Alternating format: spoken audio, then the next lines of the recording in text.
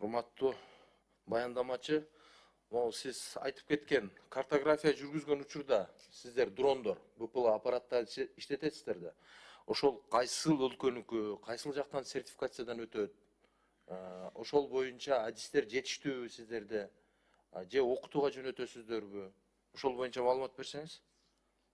Адистер жетиштүү. Негизинен биздин БПЛАлар көпчүлүк басымдуулугу Кытай өлкөсүнөн чыгарылган, Россия Федерациясынан алынган дрондорубуз бар, Европадан келген дрондорубуз бар. Ал эми адистер жетиштүү. Стандарт лицензиялоо маселеси боюнча бизде Кыргыз Республикасынын стандартташтыруу жана метрология боюнча агенттиги тарабынан бул аппараттар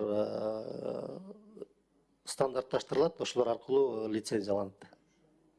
ЕСтин талаптарына ылайык жүргүзүлөт. Сиз берген маалыматта бул жерде 9 беренеде көргөзүлүп турат да, 100 гектар деп.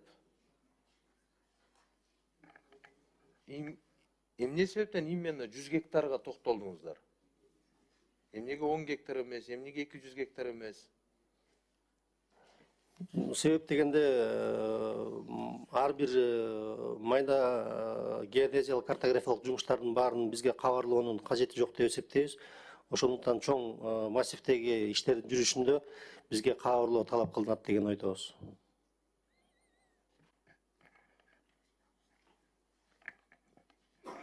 Рахмат чоң. 21 беренеде бирдиктүү санариптик картографиялык негиз бардык мамлекеттик органдар үчүн милдеттүү деп белгиленген да, ал жердечи.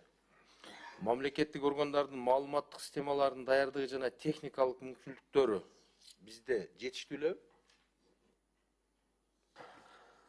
Биз азыркы учурда ар бир мамлекеттик орган өзлөрү билгендей бирдиктүү эмес, ар кайсы булактардын картографиялык маалыматтарын колдонуп келүүдө. Ошондуктан биз баардык картографиялык маалыматтар биздин мамлекеттик геодезия жана картография жаатындагы ыйгарым укуктуу органдын базалык картографиялык маалыматтарына таянышы керек деген беренени киргизип атабыз. Ошондуктан баардыгына бир болуш керек деген ойдобуз. Ал жерде эми өзүңүзгө белгилүү болгондой жашыруун объектилер да бар да. Ооба. Ошолор боюнча кандай гарантия бар? Ким жоопкерчилик алат? Ошол жашыруун маалыматтар сыртка чыгып кетпеш үчүн, же болбосо кайсы бир кызыктар тараптарга мындай неформально берилип кетпеш үчүн. Бул боюнча ошо жашыруун сыр жөнүндө мыйзамда да каралган, биздин ички жоболордо да каралган. Ар бир мамлекеттик орган жашыруун деп белгиленген картографиялык маалыматтарды жайылтпоого жана таратпоого милдеттүү. Ошол мыйзамдын негизинде ар бир адамга өзүнүн жоопкерчилиги каралган.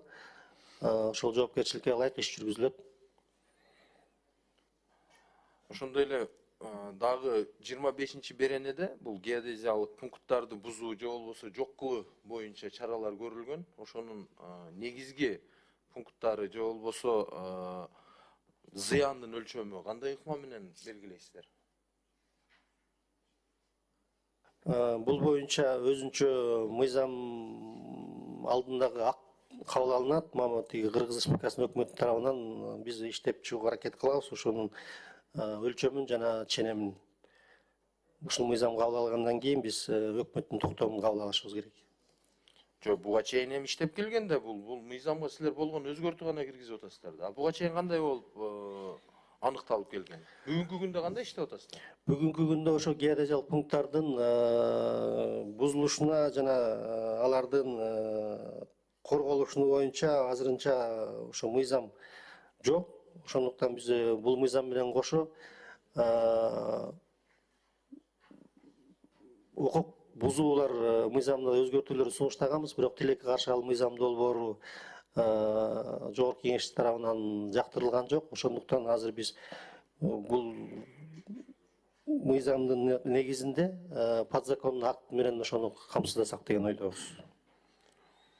Азырынча ошол мамлекеттик геодезиялык пункттар бар да, алардын корголушу боюнча биз азырынча иш алып бара элекпиз. Анда биз ушул акыркы мына 30-35 жылдан бери ээн эркин эле бул боюнча эч кандай чара көрүлбөй эле келет экен да. Ооба. Азырынча көрүлө элек. Бирок мисалы сиздерде эми мыйзамдуу түрдө чара көрүлбөсө дагы ооз эки түрдө кайсы бир деңгээлде хотя жылына канча жолу катталат ушундай случайлар? Ооба, случайлар катталат.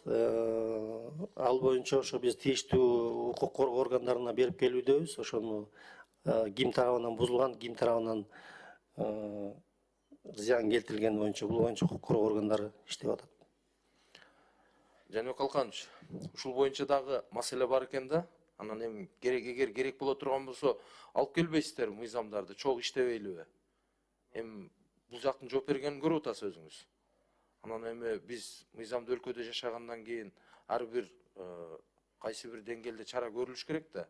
Эгерде мыйзам жол бербей турган болсо, алып келиңиздер, биргеликте талкуулайлы. Биринчи кезекте ушул мамлекеттин кызыкчылыгы жогору болуп, андан кийин ошол биздин дагы жарандарга дагы мындай көп зыян тийбей турган бир алтын ортолук тапсак болот деп ойлойм.